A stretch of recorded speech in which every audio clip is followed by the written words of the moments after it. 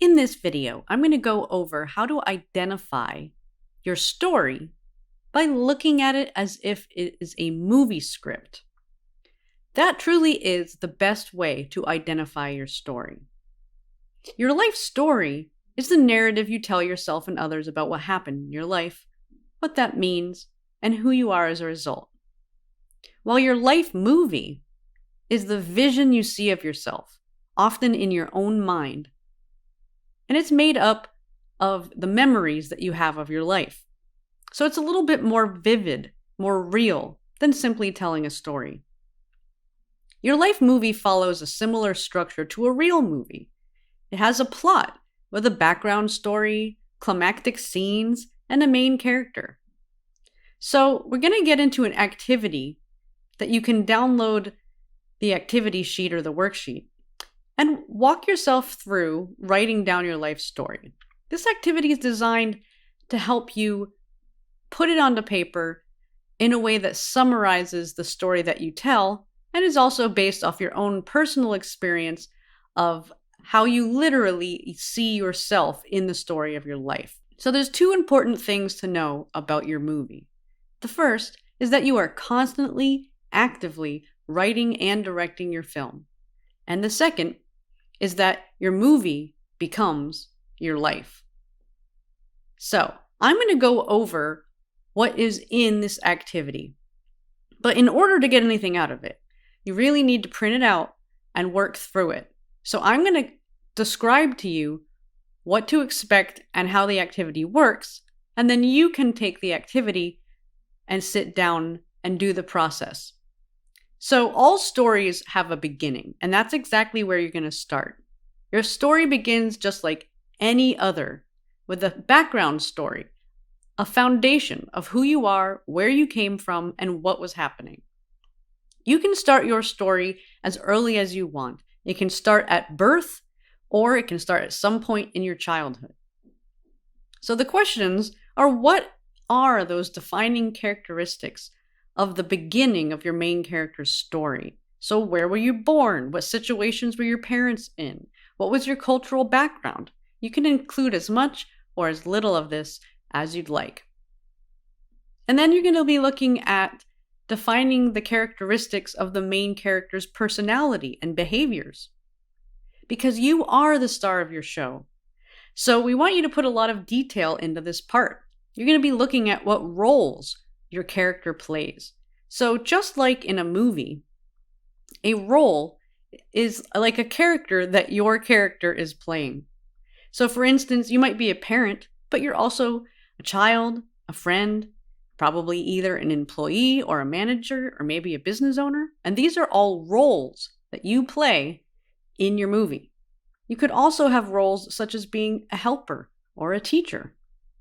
So for these roles, you have a script that you tend to follow. It's almost like you're acting it out based on how you believe that those roles are supposed to be played. So in the activity, we're asking you to make a list of the roles that you play in life. And then ask yourself, how do you believe you're supposed to play that role? Where did you learn it? And who did you see playing it? So the next section of developing your plot is called the rising action. And so what that really means is, what are the important scenes? So in a short story or a movie, there's always a series of important scenes that they refer to as the rising action.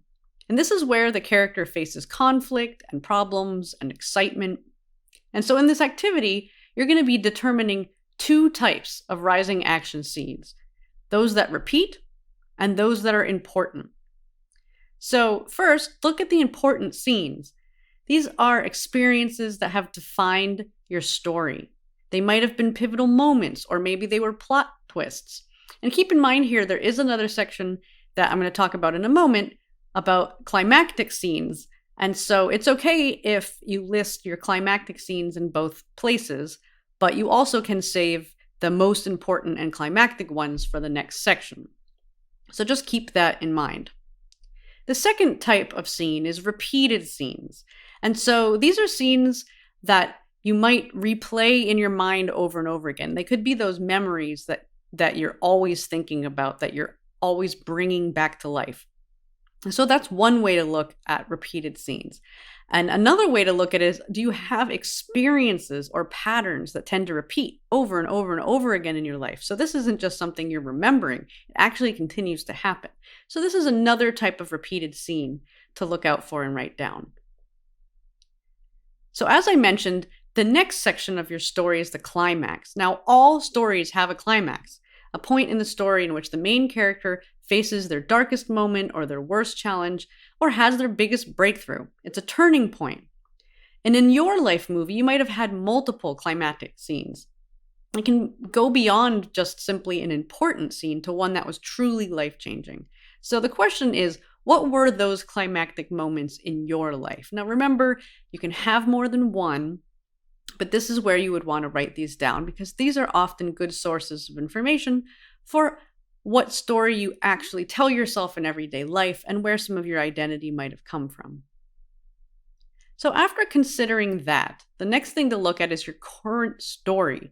So in a movie or a story, usually after the climax, the character finds themselves resolving the conflicts or making decisions or the crisis ends.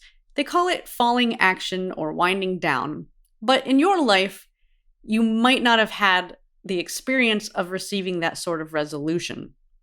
You might not have even had a clear identifiable climax. So it's okay if your life didn't actually play out like a real movie, because most people's don't fit this model exactly. However, if that's the case and you haven't had conflict resolution, then simply focus on your current life story. So ask yourself, where are you now? What scenes are happening right now in your present life experience? Who's in your scenes? How are things going? This is where you would put down your current life experience. And then, of course, all stories have an ending. However, we're not asking you to tie up loose ends and make sure that final resolutions are made because, of course, you're still alive. This is not the end of the story, and that's really good news. What we're asking you to do in this section is to think about the end of your story as if it's a to be continued. And so what you're doing is you're writing the preview of what is to come in the next part of the film. So take a moment and ask yourself, not how does the story end, but instead, this is how the story continues. So after looking at all of that, we're going to ask you to determine what is the overall plot. If you had to summarize your movie, is it a comedy, a tragedy, a suspense film, a drama? And how did the life experiences that were important impact or change the main character? Is your story one of bravery and perseverance leading you to your current state of success and fulfillment? Or is it one of being the victim of an unfortunate life in which you had bad luck, got the short end of the stick, or were mistreated by others? Or is your story one of boredom and lack of fulfillment, letting fear of other people's judgments keep you from living the life of your dreams?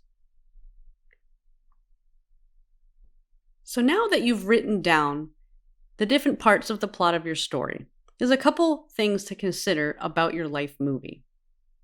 The first one is that you are the one who both writes your screenplay and directs every scene. This includes the scenes from your past. So you might wonder, how did I write the script for the ways that I was mistreated as a child or for the unfortunate circumstances that happened to me as an adult? I didn't have control over them. I certainly would not have chosen them. And you'd be absolutely right. But what is important for you to know is that the past happened, yes, but it's over. It no longer exists. The movie scenes you play in your mind are simply memory traces in your brain. And the story you tell about your past are just stories. And for this reason, you are 100% responsible for your movie. So the second thing to consider is that your movie and your story create the life you live, not the other way around. What you experienced didn't create your story, you do. Your life experience may have been what inspired the story that you tell, but it cannot impact your future unless you continue to tell the same story. If you tell yourself or others that you are a certain way, then you will act accordingly. If you tell yourself or others that certain things are going to happen to you, they will. There may have been things that happened in the past that you have included in your story, but what you tell going forward is what's going to determine how your story will continue to unfold. So to end the activity, there's just a few more questions to put everything in perspective. The first one is, who else do you let write scenes in your script? Is your story the one you want to be telling? And if not, what would you change? And can you see any ways that telling your story as it is now limits you?